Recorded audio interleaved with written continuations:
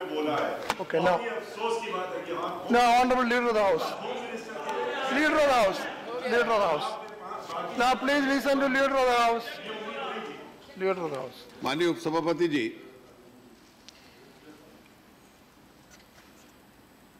कल से नेता प्रतिपक्ष आजाद साहब ने जो बहस आरंभ की है, सदन में लगभग सभी पक्षों के लोगों ने एक स्वर में हिंसा की निंदा की है। आजाद साहब ने जब अपना आरंभिक भाषण शुरू किया था तो एक बड़ी जिम्मेवारी के साथ एक राजनीति से थोड़ा ऊपर उठते हुए कि देश के कई प्रांतों में जो घटनाएं हुई हैं उसकी निंदा भी की और आरंभ में उन्होंने ये कहा भी कि मैं इसको राजनीतिक रंग देना नहीं चाहता। वो एक बहुत जिम्मेवार नेता हैं, लेकिन क्योंकि राजनीतिक दल से संबंध रखते हैं तो अंत में औपचारिकता के नाते उनको थोड़ा सा राजनीतिक दंग देना पड़ा। विषय गंभीर है और इसलिए अगर इसको हम राजनीति में बांट देंगे तो मुझे लगता है कि देश के साथ न्याय नहीं होगा। दो विषय इसमें स्पष्ट रूप से आते हैं और इससे पहले मैं दूसरे पे जाऊं, क्योंकि कई बार दोनों को जोड़ने से इफ्स एंड बट्स लग जाते हैं और उस इफ्स एंड बट्स में खतरा होता है कि किसी प्रकार की जो गलत घटना है कि क्या कोई उसका एक्सप्लेनेशन या रैशनलाइजेशन कर रहा है, मैं वो करना नहीं चाहता। और इसलिए सरकार का स्पष्ट मत है, माननीय गृह मंत्री जी ने पहले दिन से और 3 अलग अलग अवसर जब मिले तो माननीय प्रधानमंत्री जी ने जो गौ रक्षा के नाम पर लोगों ने कानून अपने हाथ में लेकर हिंसा की घटना की है उसकी घोर निंदा की और किसी प्रकार का एक्सप्लेनेशन भी, जो गाय के प्रति हमारी श्रद्धा है वो विषय अलग है, वो श्रद्धा हिंसा का कारण नहीं बन सकती। और इसलिए मैं स्पष्ट हूं इस बात में और मैं चाहूंगा कि सारा सदन जिस स्वर में बोला है हम सब एक स्वर में उसकी निंदा करें और उसको रोकने का प्रयास करें। Violence can never be a partisan issue. Violence कानून टूटता है, वायलेंस में व्यक्तियों की जान जाती है और इसलिए किसी प्रकार का उसका कोई एक्सप्लेनेशन, रैशनलाइजेशन, भावना को ठेस पहुंची इसलिए हिंसा की, यह तर्क हो नहीं सकता। हमें याद रहे कि हम विश्व की सबसे बड़ा लोकतंत्र हैं और लोकतंत्र की मर्यादा के अनुकूल जो संविधान हमारे देश में बना उसमें सबको बराबरी का अधिकार भी है और अपने धार्मिक विश्वास का अधिकार भी है। और हम लोगों की एक जो संस्कृति रही है, जो कल्चर रही है, वो एक दूसरे का आदर करने की भी है, एक दूसरे की भावना का आदर करने की भी है और उसके अनुकूल दूसरे को बर्दाश्त करने की भी है, विपरीत को बर्दाश्त करने की भी है, जिसे हम म्यूचुअल रिस्पेक्ट और टॉलरेंस कहते हैं। कई बार कई ऐसे धर्म मजहब हैं, हम में से सब उसमें किसी ना किसी में विश्वास रखते होंगे, कुछ नहीं रखते। किसी भी विश्वास का मजाक भी उड़ाया जा सकता है, तर्क के आधार पर उसको छोटा करने का प्रयास भी किया जा सकता है, लेकिन हम नहीं करते। कारण उसका बड़ा स्पष्ट है कि हम we have an element of tolerance and mutual respect.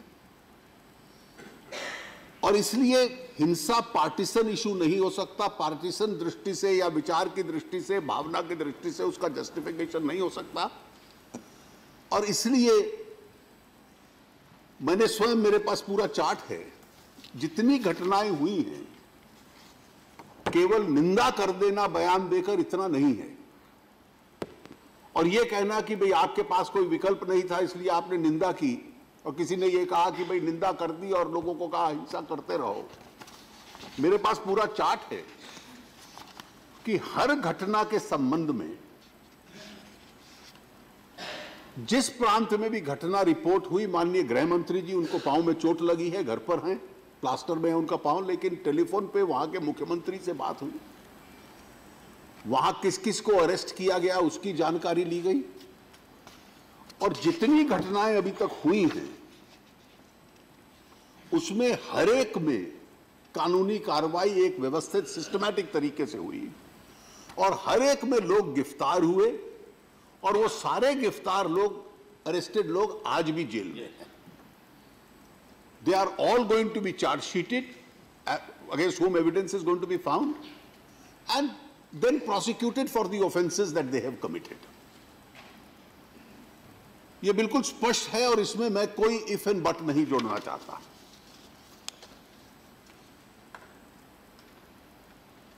जहां तक गाय का विषय है,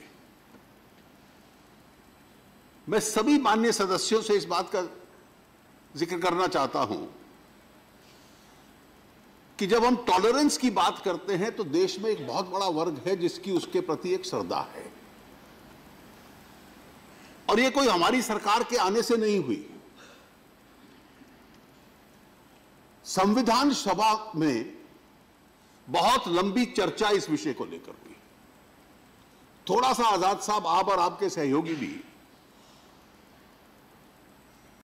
इस बात पर विचार करें कि क्या हमने सेक्युलरिज्म की परिभाषा को इतना विकृत कर दिया कि जो 70 साल पहले चर्चा थी तो आज थी। मैं उसका उदाहरण देता हूं। आज अगर डॉक्टर अंबेडकर होते और डॉक्टर अंबेडकर संविधान सभा में खड़े होकर कहते, मैं सिर्फ आर्टिकल 48 पढ़ देता हूं, ये उन्हीं का बनाया हुआ आर्टिकल है।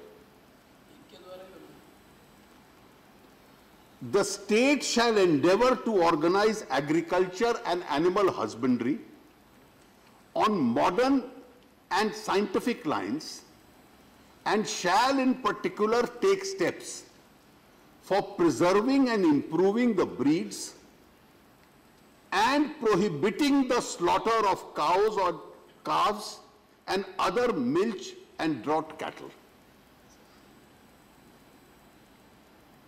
ये नरेंद्र मोदी जी ने या राजनाथ सिंह ने नहीं प्रपोज किया था, ये पंडित नेहरू के समय में जब वो प्रधानमंत्री थे डॉक्टर अंबेडकर ने कहा था, और सारी कॉन्स्टिट्यूएंट असेंबली ने इसको संविधान में डाला। It's a part of article 48। The state shall in particular take steps for preserving and improving the breeds and prohibiting the slaughter of cows and calves and other milch and draught animals. कि राज्य कदम उठाएगा गाय की हत्या पे प्रतिबंध लगाना, और केवल गाय नहीं, cause and calves and other milk animals, दूध देने वाले अन्य जानवरों को। इसके पीछे आर्थिक रैशनल भी हो सकता है, इसके पीछे सांस्कृतिक और धार्मिक रैशनल भी हो सकता है। ये सारे विषय कॉन्स्टिट्यूएंट असेंबली में डिबेट हुए, और शायद वो हम सबसे ज्यादा बुद्धिमान लोग थे जिन्होंने ये सोचा कि सर्वसम्मति एक मत से यह संविधान के अंदर डाला जाए। उस वक्त जब यह संविधान में आ गया और डायरेक्टिव प्रिंसिपल्स में आया, तो डायरेक्टिव प्रिंसिपल्स में आने के बाद यह राज्यों का अधिकार था। जो 7th शेड्यूल है संविधान का, जिसमें अधिकारों का बंटवारा हुआ कि केंद्र का कौन सा अधिकार है, राज्यों के कौन से अधिकार हैं, तो स्टेट लिस्ट में एंट्री 15 डाल दी गई। और स्टेट लिस्ट की जो एंट्री 15 है वो ये है, preservation, protection and improvement of stock and prevention of animal diseases, veterinary trading and practice. और हर राज्य ने यह माना कि आर्टिकल 48 को अगर लॉजिकल एंड पे ले जाना है तो राज्यों की विधानसभा के पास अधिकार है कानून बनाने का। उस वक्त ना भारतीय जनता पार्टी थी और भारतीय जनसंघ की तो एक भी राज्य में सरकार नहीं थी। पंडित नेहरू प्राइम मिनिस्टर थे। सन 50 के दशक में अधिकतर राज्यों में कांग्रेस की सरकार थी और कांग्रेस की सरकारों ने एक के बाद एक सबसे पहले मध्य प्रदेश में लाए और उसके बाद हर प्रांत में कानून बनाया। जितने प्रांतों में बन सकता था, नॉर्थ ईस्ट में नहीं बना, गोवा में नहीं बना, केरल में नहीं बना, वेस्ट बंगाल में नहीं बना। ये इन 4-5 क्षेत्रों को छोड़ के बाकी सारे हिंदुस्तान में जो एक प्रकार से 80-85% इस देश की पॉपुलेशन जिन प्रांतों में है, उन प्रांतों में कानून बना कि काउ स्लॉटर प्रोहिबिटेड है, प्रतिबंधित है। और उसके पीछे पंडित जी जानते थे, पंडित जी ओवर रिलीजियस नहीं थे, सेक्युलरिस्ट थे। अगर तुलना करूं पुराने प्रधानमंत्रियों की तो शायद इंदिरा जी रिलीजियस ज्यादा थी, लेकिन पंडित जी के जमाने में कानून बना कि भाई गाय का एक हमारी संस्कृति में एक स्थान है, इसलिए काउ स्लॉटर प्रोहिबिटेड होगा। मैं आपसे प्रश्न एक पूछना चाहता हूं आजाद साहब, मतलब इसको उत्तर देने की दृष्टि से नहीं, लेकिन सोचिए कि 70 साल में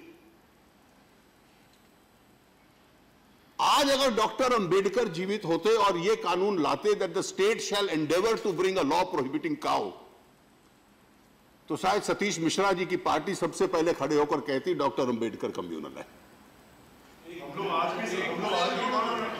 हम लोग ये कह रहे हैं कि ये गलत किया और ये गलत है हम, लेकिन ये कह रहे हैं कि इसके नाम से आप किसी को मारेंगे। आप क्या काउ स्लॉटर का कानून जो है वो सबको ही वेलकम कर रहा है, कौन मना कर रहा है? Nobody is objecting. But if you are saying that कि डॉक्टर अंबेडकर मेंट कि आप काउ स्लॉटर के नाम पे किसी को मारेंगे कि शायद ये गाय ले जा रहा है इसलिए इसको मार दो, आधी बात तो आप मान रहे हैं। इसकी बात करिए ना, इस कानून को कौन मना कर रहा है? इस कानून का तो सपोर्ट सभी लोग कर रहे हैं। चलो, कानून का तो कौन मना कर रहा है? Who's opposing that? Sir, opposing that? बड़े आदर के साथ मैं उस स्टेट में रहता हूं जहां मुस्लिम मेजॉरिटी, कश्मीर, वहां महाराजा साहब के वक्त में कानून बना है गाय आप स्लॉटर नहीं करते। उसके बाद जब नई सरकारें आई, शेख अब्दुल्ला प्राइम मिनिस्टर भी बने और प्राइम मिनिस्टर कई साल तक 3-4 हमारे प्राइम मिनिस्टर, उस कानून को किसी ने आज तक नहीं बदला। आज भी कश्मीर जैसी स्टेट में काउ स्लॉटर बैन है। हमने एक सेकंड के लिए भी हमने ये नहीं कहा कि आप काउ स्लॉटर की इजाजत दीजिए, उनको मत पकड़िए। हमारी आपत्ति है, मैंने उधमपुर की मिसाल दी, ट्रक में कोयला है और गाय के नाम पे 2 आदमियों को ट्रक समेत जला दिया। मेरी आपत्ति है कि जुनेद ट्रेन में जा रहा है, उसकी लिंचिंग की गई, वो गाय कहां थी ट्रेन में। मेरी आपत्ति है पहलू खान गाय दूध का उसका बिजनेस है, दूध का, तो अच्छी नस्ल की गाय लाया तो मार दिया। हमारी आपत्ति उसमें है कि गाय रखने में आखिर क्या दूसरी धर्म का आदमी घर उसका बिजनेस नहीं करेगा? क्या उसका क्या दूध नहीं खाएगा? आज तो गाय के नाम पर जो लिंचिंग हो रही, हमारी आपत्ति उस पर है। हमारी कोई गाय की, हम किसी ने यहां मुझसे लेकर और किसी ने यह प्लीड नहीं किया है कि गाय का कोई काटेगा या स्लॉटर करेगा उसको मत छोड़ो। अच्छा, ये हमारे मेरे और आप में, मेरी और आप में फिर कोई मतभेद शायद नहीं रहेगा इसमें please let me just complete because human beings in the name of cow. What Ambedkar will do if he is alive today, it's a different thing. I don't think That's it. राजा साहब, Please. Okay, please. आजाद साहब, जो आपने कहा उस approach का और मेरी approach में कोई अंतर नहीं है। कारण बड़ा स्पष्ट है। Independently, just as killing of a human being in the name of cow, or assaulting him or lynching him, has to be unequivocally condemned. Nobody should try, at least in areas where there is a prohibition,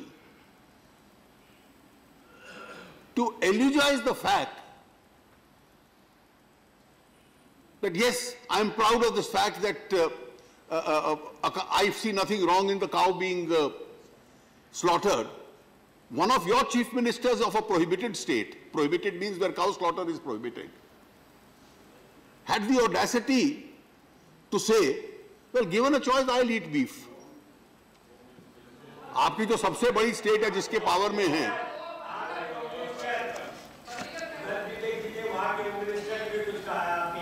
और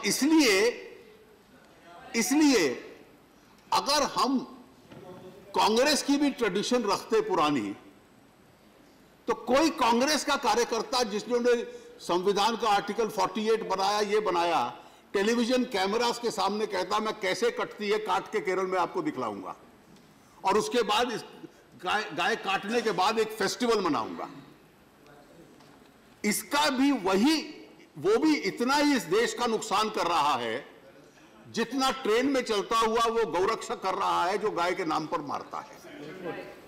जिस दिन आप ये स्वीकार कर लेंगे तो हमारा मतभेद बिल्कुल समाप्त हो जाएगा। और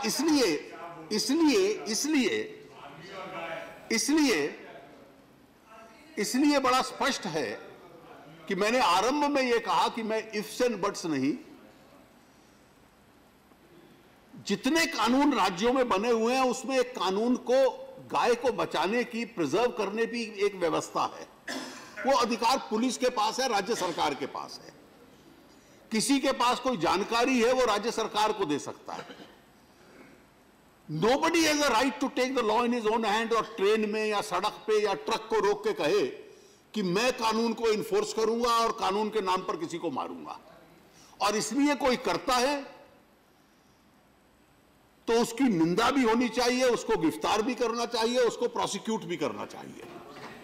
लेकिन उसका यह अर्थ नहीं कि प्रोहिबिटेड एरियाज में जिन राज्यों ने नहीं प्रतिबंध किया उनका अपना अधिकार है, जिन्होंने प्रतिबंधित किया है कम से कम वहां पे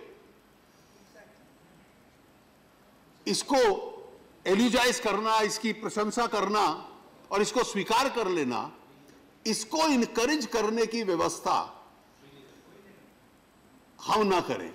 नहीं, उसका आनंद जी कारण यह है, मुझे एक थोड़ी सी शिकायत है मैं जो सामने रखूं।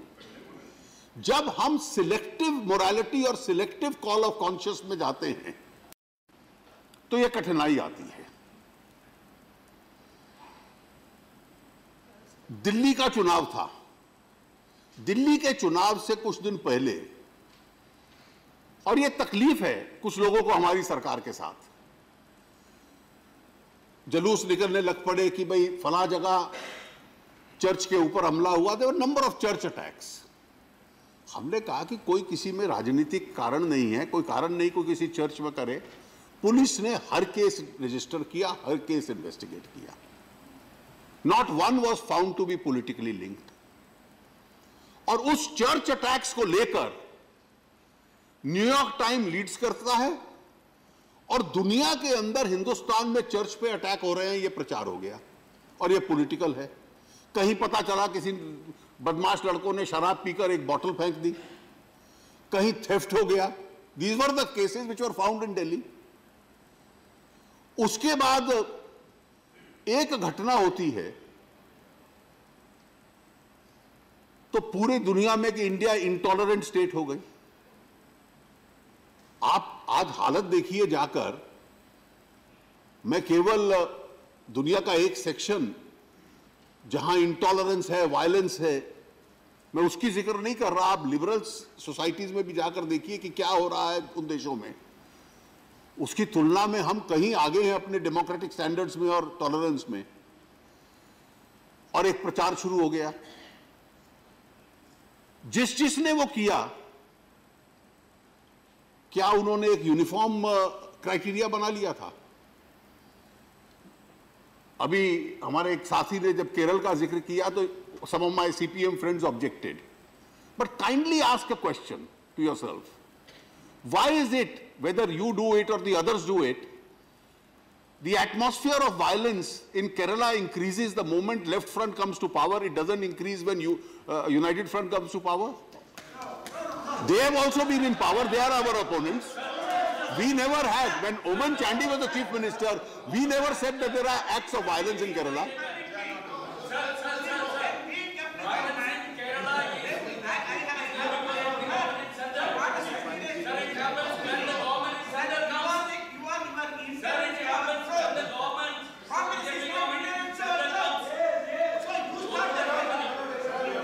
Sir, the number of political killings taking place in Kerala today.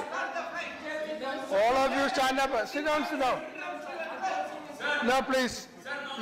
All of you cannot say together. No, please. No, please. Our political, I can identify. Please sit down. Why do you RSS Hindu Mahasabha And when Mr. Hindu Parishad man throw a bomb in Coimbatore party office? No. Who started it? No, please. Yes, No. Okay, sit down. My point is. No. Okay, please. Now please take your seat. All of you take your seat. Okay, now you, Rajesh, you sit down. Sir, Rajesh, you sit down. Sir. Let the minister continue to All right. sit down. You are saying this. You are saying, let us forget Kerala. Let us, please, I am not yielding, He is please. not yielding, sit down. He is not yielding. Let us forget Kerala. He is not yielding, sit down. He is not yielding. He is not yielding. No, because you are sitting in front. Yeah. He is not yielding, Rajesh. Rajesh, he is not yielding, sit down. Whenever the BJP government came to power, you can No. see the increase in violence in No, sit down. Yeah, sit down. Rajesh, sit down. Not yielding. Rajesh, sit down. Rajesh, take your seat. We have the same. Rajesh, no, you sit down. Now you sit down. Okay. Prior to 2014, the House did not take up this agenda at all. Sit down. Change in situation. I'll tell you what was happening Okay. prior to 2014. No. I'll tell you. And there is a need to change. You have Tapanda. Okay, bye down. welcome your condemnation. There is a need Tapanda, to just change. I will tell you Okay. what was happening prior to 2014. I mentioned Kerala. The same RSS and BJP is there in Kerala when Mr. Chandy was the chief minister. Not one congressman was killed, not one RSS man was killed. Why is it only happens when left front comes to power?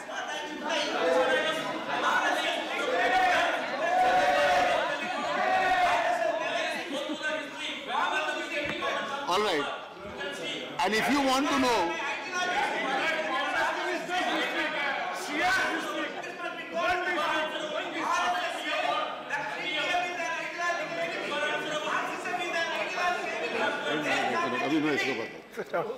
Okay, now you sit down. and if you want to know prior to 2014,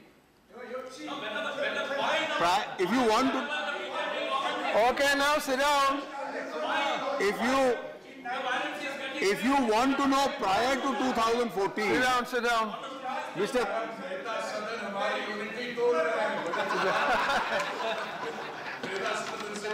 Sit down. If you want to down, know sit what down. was happening prior to 2014, I'll only give you one advice. You have chosen a very eminent man as your candidate for the Vice President of India. When you were in power, read every report Mr. Gopal Krishna Gandhi sent about the left front government, and you will know what happened prior to 2014.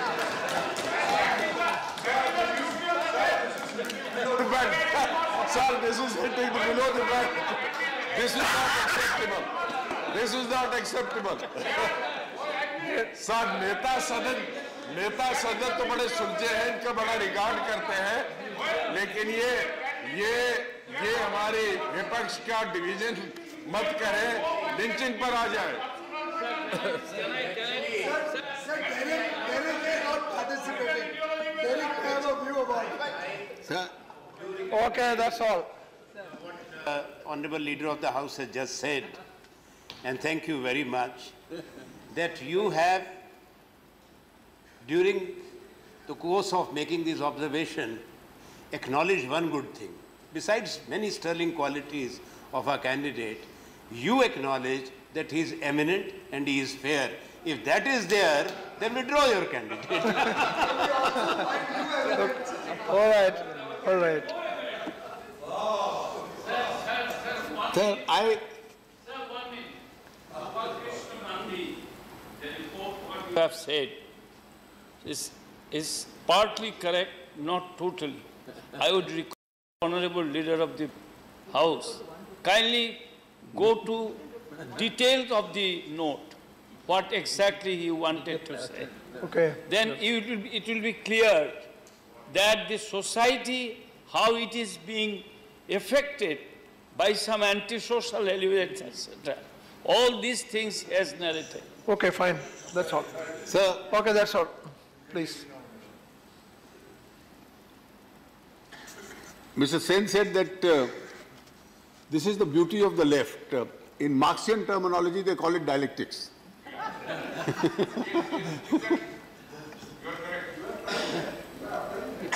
And therefore, sir, I just wish to say this, these are two completely independent.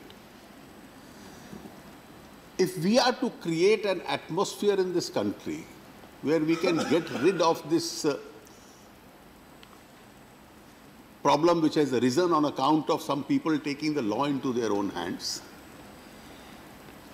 I reiterate once again, I need not reiterate the relevance and the high importance of cow in India's culture, that nobody, the government stand is very clear, nobody is allowed to do that. There is no rationalization. No argument of sentiment being hurt can be an explanation for this. And the government is absolutely committed. Whoever is the culprit, the state governments have a responsibility. A written advisory has also been sent. The Home Minister has spoken to each of those state governments. And therefore, the law will certainly take its own course in these cases. And no amount of sympathy will be shown for these people. And that is why the Honorable Prime Minister has thrice repeated this entire issue. The second issue which we have discussed, combining with this, is the incidents as far as Dalits and weaker sections of the society are concerned. Sir, the way we have historically treated one section of our own brethren is always a black mark in our own history. And therefore, we owe it to ourselves, if not to them, to reverse that process of history. And any form of social oppression in the name of caste,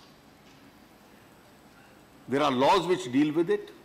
Any incident which takes place, I wish to categorically assure the House that the government is absolutely committed. We have laws in place. And if any such incident where state police is not acting is brought to our notice to this effect, the government would not think twice of requesting the state government, advising the state government, even asking them for report as far as these incidents are concerned. These incidents of atrocities against the Dalits, we have strong laws in place. Everybody has supported those laws.